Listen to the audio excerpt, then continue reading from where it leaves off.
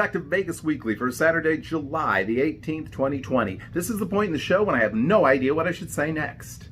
But looking for a clever way to extend that little tagline smoothly into the body of the program. Hey, it's not really Saturday, it is Friday evening. I'm recording this a little early. It's a Friday night taping, which means having a little cocktail as well. Cheers. Anyway, a couple of quick housekeeping notes, as I used to call it. Can we bring back the vacuum cleaner? We could bring back the vacuum cleaner. Anyway, normally this Wednesday would be our live stream, but we tried to do our live stream on the last Wednesday of the month, and guess what? This Wednesday is not the last Wednesday of the month, so we get to skip a week. And we're going to do it on what will be July the 29th. And I believe we're going to welcome guests to the show. That's right. We're going to welcome guests to the show. So if you've always wanted to appear right alongside me, split screen and everything, right here on Vegas Weekly, our Vegas Weekly live stream, prepare to do so. So pretty exciting.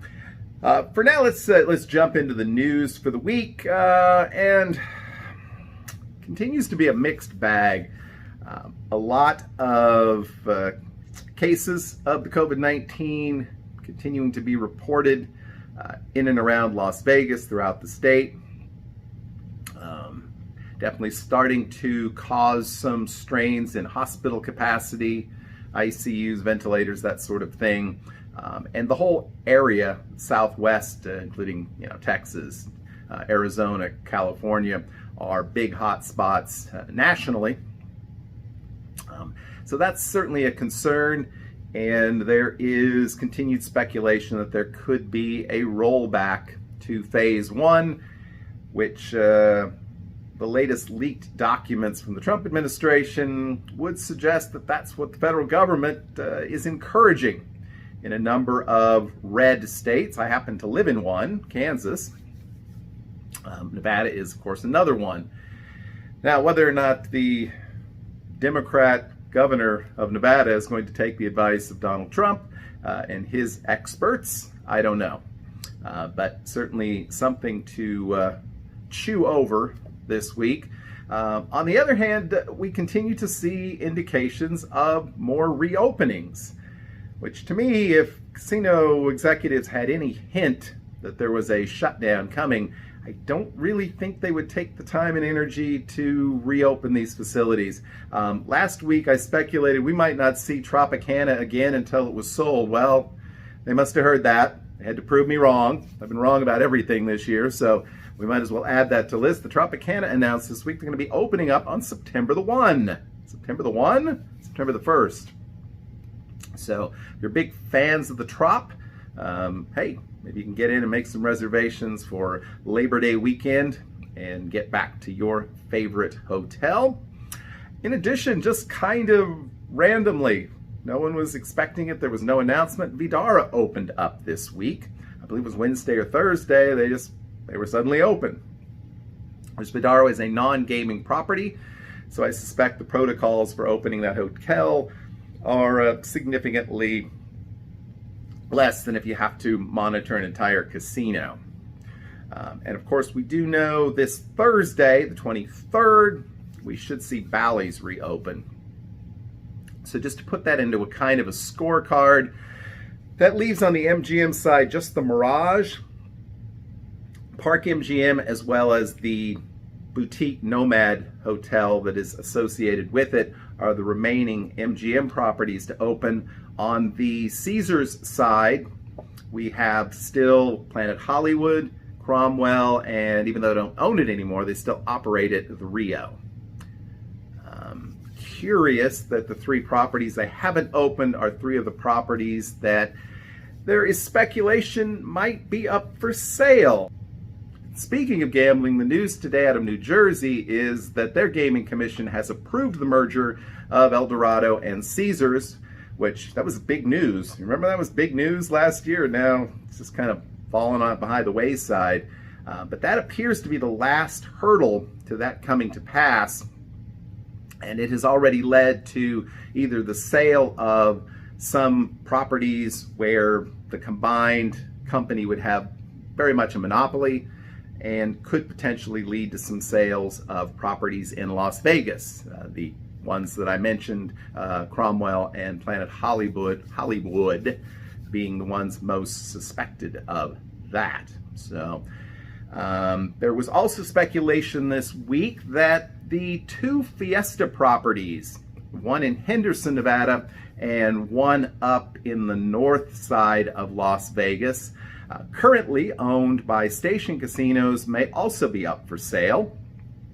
And there was speculation that Boyd might be interested in making a purchase there, but there's been nothing beyond rumors there. Also continue to be rumors that the Palms is up for sale for the right price. Whether they'll be able to get that price is anybody's business. So, and Texas Station also remains closed up on North Rancho.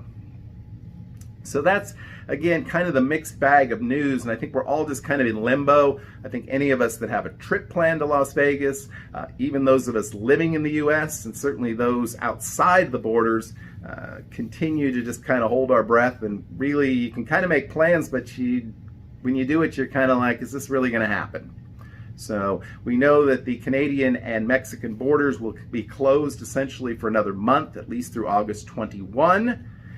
Although there are some loopholes, people are able to fly in and out, but it's a difficult process.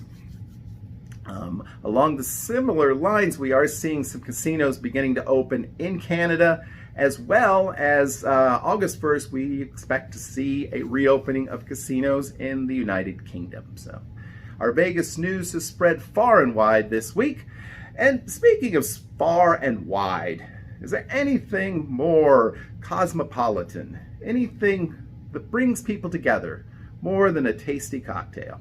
Well, if there is, his name is probably PJ, and he's probably ready to bring us his cocktail of the week.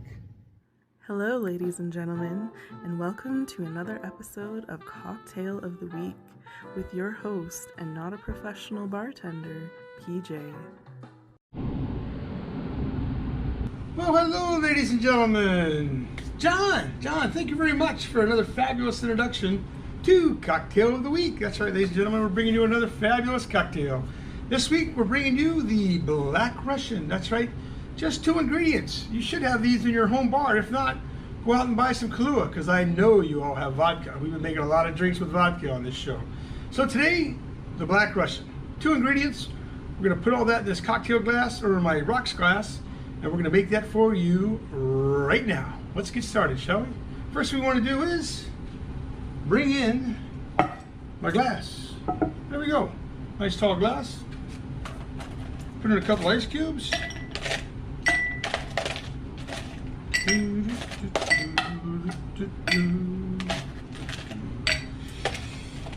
Gotta be careful with my singing. I don't want John to get a copyright. All right, first thing we're gonna do is 1 ounce of Kahlua.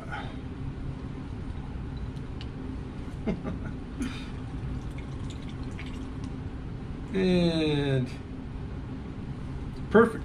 Precision pours, if anybody's interested. Precision pours, excellent. All right, next 1.5 ounces of vodka.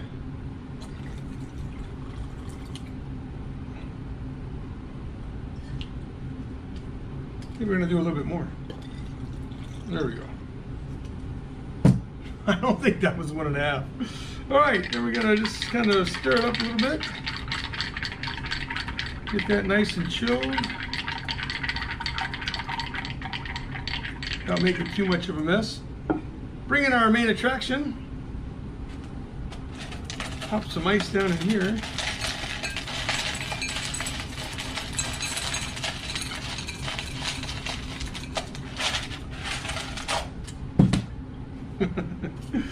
All right, get our strainer on. And ladies and gentlemen, pour that right over our crushed ice. Pop those 2 puppies in there too. Clean that mess up. And ladies and gentlemen, there you have the Black Russian. Cheers! John, cheers!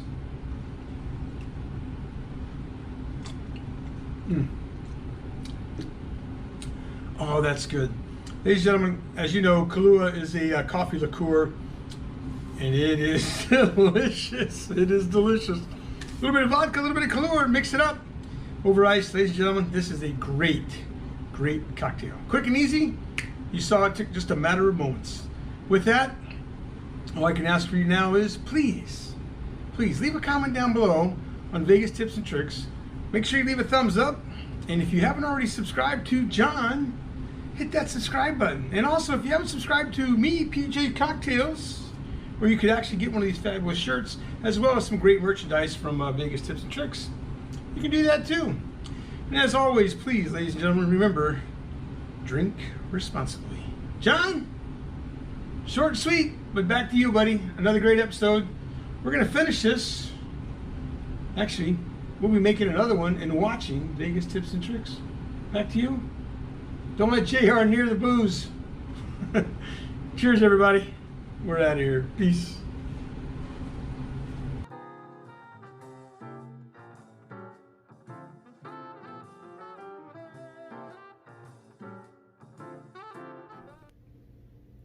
All right, PJ, thanks for another great cocktail. It's a favorite of mine, by the way. I'm at a bar, need to order something classy, and they don't have, some good beer like we have here tonight. Anyways, over the past 6 weeks or so, we've been talking about comp tips, how to get the most for your gambling dollar. And we've even suggested at times, hey, play games that don't have as good a return.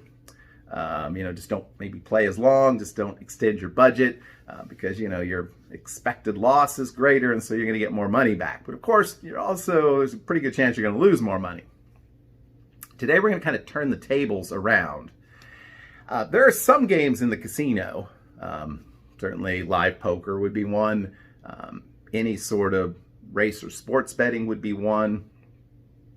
But the two games that come to mind most are blackjack and video poker, where depending upon your level of expertise, your expected outcome is going to be either better or worse. And in most cases, casinos aren't quite that sophisticated. I know in some of the cases, the Boyd properties are very, very sensitive to the payback of the video poker machine you're playing. If you're playing a machine that is practically 100% payback, you pretty much earn no points. Whereas if you play one that, has sort of lousy odds, you're going to earn points more quickly. Along the same lines, the Venetian for years has had a system that if you had the patience, you could almost figure out the payback percentage of slot machines you were playing, because again, how many points you earned varied depending upon the payback percentage of the game.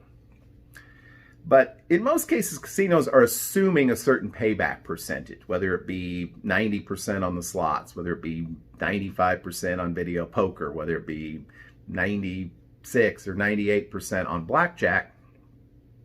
And if you can play and earn a better payback percentage than that, either by choosing the right machines or by improving your skills at the table, you're going to get essentially more comps than you deserve. Now, again, casinos continue to get more sophisticated in terms of the way they measure these things. But for example, if we're going to use Caesars because I'm very familiar with their comp system. It takes $10 worth of video poker play to earn 1 tier credit. It takes $5 worth of slot play to earn 1 tier credit. So you might say, well, I should probably play the slots. Well, if you can find a video poker machine that returns, say, better than 95%, which you should be able to do that, 96, 97%, a lot of people would consider those unplayable games, but you can tell you're going to earn tier credits with fewer losses in the long run than you would by playing slots. Same thing. If you're assuming that you are a certain level of blackjack player, an average blackjack player, and you're a better than average blackjack player, all the right moves, then you're going to get rewarded as though your expected loss was A, and it may in fact be less than A. Important thing to remember. When it comes to blackjack and video poker, the rules are very important, and they change frequently.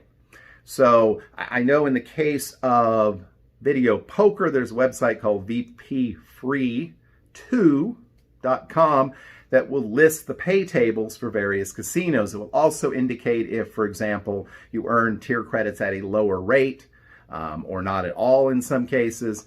So you have to sort of judge that information. But the better game you can play, the less your expected loss, and the better chance you have to accumulate points. Now, in addition, both blackjack and video poker are typically pretty good games to sort of grind away at least in the long run. There are variations that can be more volatile. For example, I love to play double-double bonus because there are a number of sort of intermediate jackpots that make it fun. But if you're not hitting those intermediate jackpots, you can lose $100, $200, $500 really fast. Whereas if you play a game like Jacks Are Better or even regular bonus poker, you're likely to be able to play longer. Of course, the longer you can play, the more you can recycle that money and the more comps that you can earn. So being aware of blackjack conditions at the casinos you play, and I'm sorry I did not hunt down the site, but there are blackjack sites. Perhaps someone can note that in the comments below, and we can link to that. And then the VP Free site is really good as well for video poker. So, and remember, you want to play longer, you want to have a more consistent outcome, avoid the fancy games and try to play the most basic games where your expectations are going to be pretty similar and you're not going to have these wild swings up and down. So that's our comps tip for the day. Play smart, play better than the casino thinks you can, and you'll earn better comps. Okay, this week on our Vegas history segment, we're going to talk about the Golden Nugget block. Remember last week we talked about the Binions block and all the small clubs that were absorbed over time into the Binions Hotel and Casino. And that's kind of the story of the Golden Nugget block as well. Throughout time, there have been a lot of small clubs, and we can't possibly get into all of them. I am going to put a link in the show notes below, right below this broadcast, to the Vintage Las Vegas website, where I get a lot of this detailed information. So if this is something that's interesting to you, definitely check out their website. You can see the things I'm talking about in much greater detail, lots of photographs. It's hard to find photographs to show you all that aren't, that are royalty free and things like that. So I did find some last week of Binions. I did not pull up any this week of Golden Nugget, but there's a lot of great photographs of this particular block. So definitely check that out. And it's, it's kind of a study guide for our weekly segment, if you like. Golden Nugget opened up in 1946, shortly before the Flamingo. So two of the most iconic properties in Las Vegas, both came into existence immediately after the Second World War. The Golden Nugget did not have a hotel. It didn't have a hotel until 1977. So it was one of those traditional gambling clubs, although a bigger one, and one that just continued to expand up the block. It initially was at the corner of 2nd and Fremont, across from what would now be the Four Queens. It wasn't the Four Queens back then. That was where the Golden Nugget started, but there were a number of smaller and even large clubs up that block to the west that the Golden Nugget slowly absorbed over time. On the far west side, across from the Pioneer Club, the corner of 1st and Fremont, you had the California Club, which eventually became the Friendly Club. It eventually was demolished, and the Golden Nugget moved into there. In addition to that, you had the Nevada Club, which wasn't around for a long time. But there's some pretty good photographs of it from the late 60s, early 70s. It had quite an impressive marquee and signage. It was also eventually absorbed into the Golden Nugget. And the other one that is very, very frequently seen in photographs from the 60s is the Lucky Club, which was right next door to the Golden Nugget. So when you have a photograph looking up Fremont Street to the west, you typically see the Golden Nugget, and then immediately past it, the Lucky Club.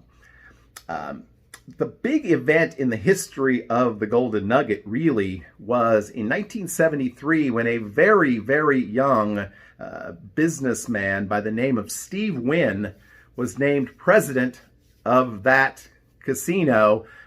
He was the youngest casino president at the time. I think he was like 30, 31 years old at the time.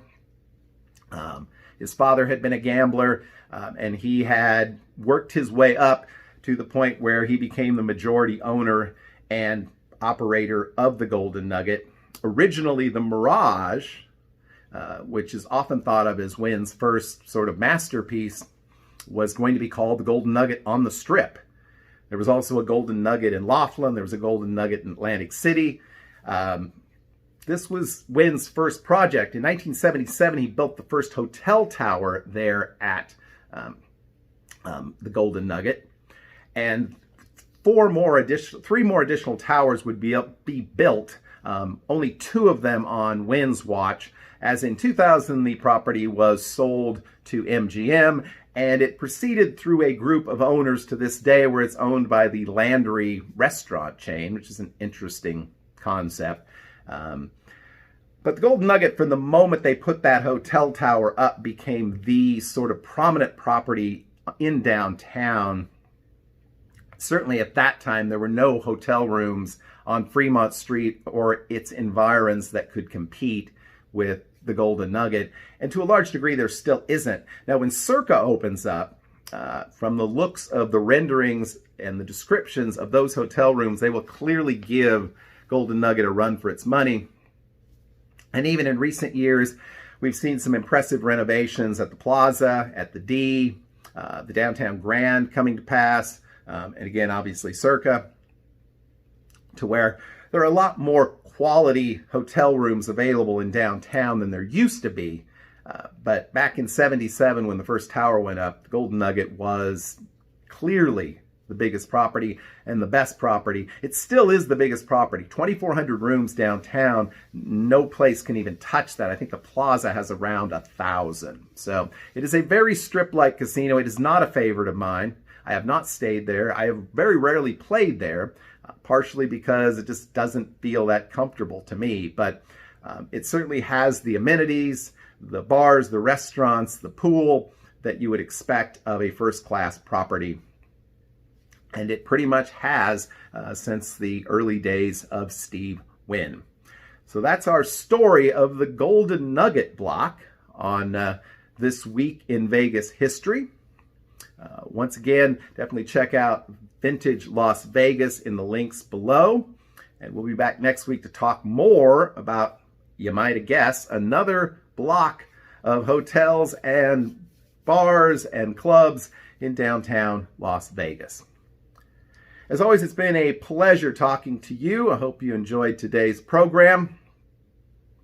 Again, a reminder, we will not be doing a live stream this Wednesday. It'll be a week from this Wednesday. But we will be back, as always, next Saturday with another episode of Vegas Weekly. Until then, I hope that you have a great, lucky, and healthy week. We will see you soon.